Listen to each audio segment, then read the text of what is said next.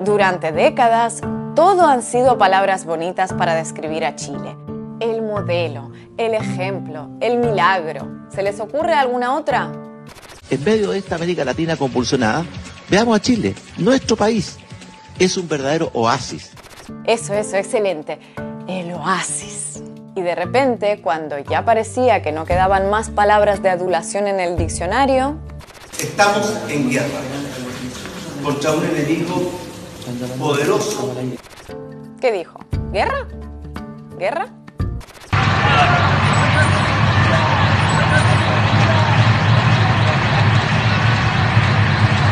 ¿Qué haces?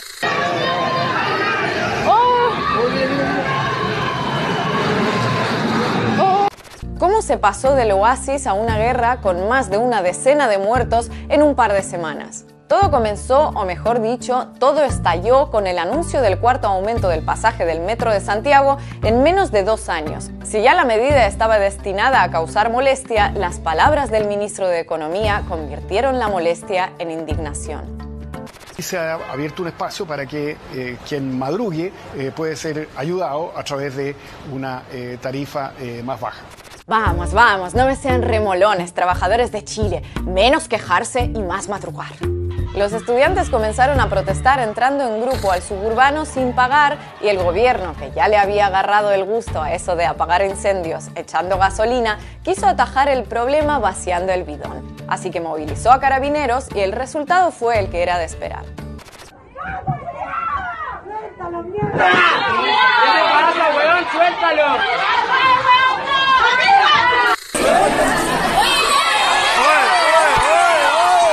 Para cuando Piñera anunció que dejaría sin efecto el aumento tarifario, las protestas iban mucho más allá del precio del transporte y se multiplicaban por todo el país, desde masivas movilizaciones pacíficas hasta saqueos y explosiones de gran violencia. Una violencia en la que se han centrado medios y buena parte de la clase política para evitar abordar los motivos de las protestas. Incrédulos ante lo que ocurre, prefieren meter a todos los manifestantes en el paquete de los vándalos justamente reprimidos por carabineros y ejército.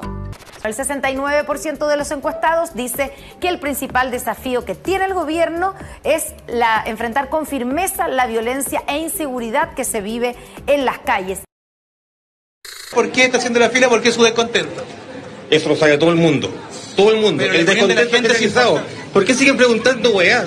Me alegra que estén primera vez mostrando parte de la parte buena, pero la parte pacífica no la muestra nadie, es súper triste. Ojalá que pudieran mostrar también esto, no solamente cuando somos todos rubios. Estamos absolutamente sobrepasados, es como una invasión extranjera, alienígena, no sé cómo se dice, y vamos a tener que disminuir nuestros privilegios y compartir con los demás. Estos grupos que son violentistas, que son grupos delincuentes, que es una delincuencia pura y clara.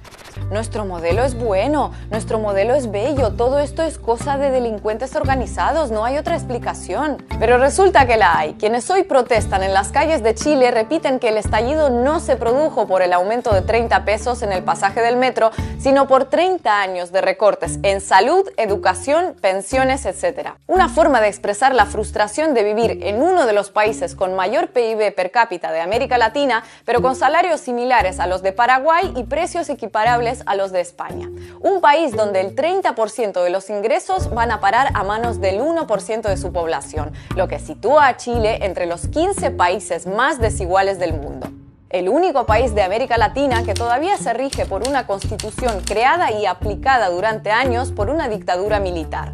El único país del mundo donde el acceso al agua, reconocido por la ONU como un derecho humano, está en manos de privados. Donde el endeudamiento de los ciudadanos para llegar a fin de mes alcanza el 48% del PIB. Entre ellos, miles de estudiantes universitarios que deben acudir a préstamos bancarios para pagar sus matrículas.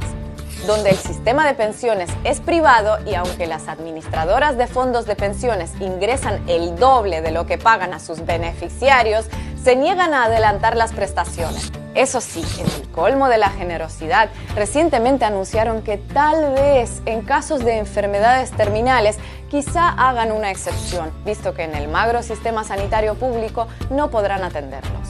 Un modelo de pensiones, por cierto, que los propios militares se negaron a asumir cuando la dictadura militar lo impuso a la población en 1981. Sí, como lo oyen, las Fuerzas Armadas chilenas se rigen por un modelo de pensiones tipo seguridad social.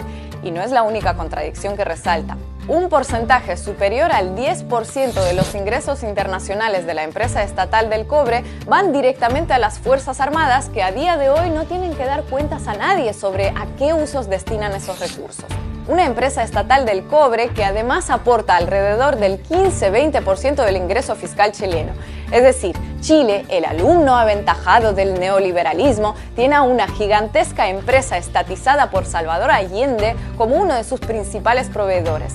¿Quién lo hubiera dicho? Durante las décadas en las que se impuso el milagro, los garantes de que no hubiera revueltas de chilenos exigiendo la nacionalización de sectores claves de la economía o un sistema de seguridad social eran unas fuerzas armadas cuyos miembros gozaban de un seguro social y que estaban financiadas por una empresa estatal.